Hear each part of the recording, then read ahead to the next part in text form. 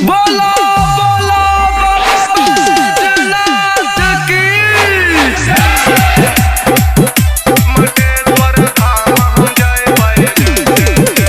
DJ Sumit Satish रईमा, खुशी recording studio बलुआहा।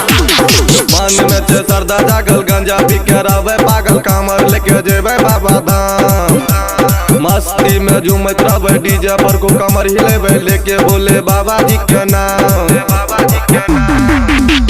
मन में छे सरदा जागल, गंजा पी के रहबे पागल, कामर लेके जेबे बाबा धाम। मस्ती में झूमत रहबे, डीजे पर को कमर हिलेबे, लेके बोले बाबा जी के नाम। मुंगेर से जल उठे रे, मटेश्वर धाम हम जय रे। मुंगेर से जल उठे रे, मटेश्वर धाम हम जय रे। प्रेम से बोली डमरू वाले बाबा की। डीजे सुमित सतीश रईमा।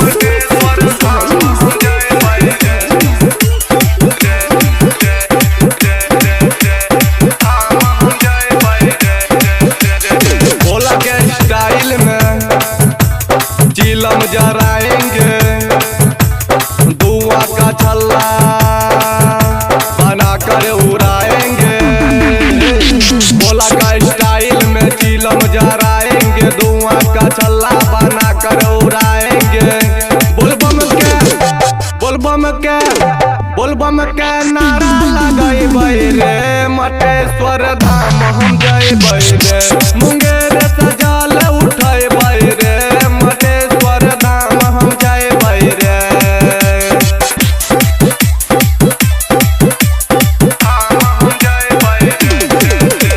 डीजे सुमित सतीश रईमा, खुशी रिकॉर्डिंग स्टूडियो बलुआहा। 4 बजे भोरे रे, जेबे बाबा द्वारे रे। बाबा मटेश्वर पर जलवा चढ़ेबै रे। 4 बजे भोरे रे, जेबे बाबा द्वारे रे। बाबा मटेश्वर पर जलवा चढ़ेबै रे। चरण में माथा सटेबै रे, मटेश्वर धाम हम जय रे। मुंगेर से जल उठेबै रे, मटेश्वर धाम हम जय रे। खुशी रिकॉर्डिंग स्टूडियो बलुआहा।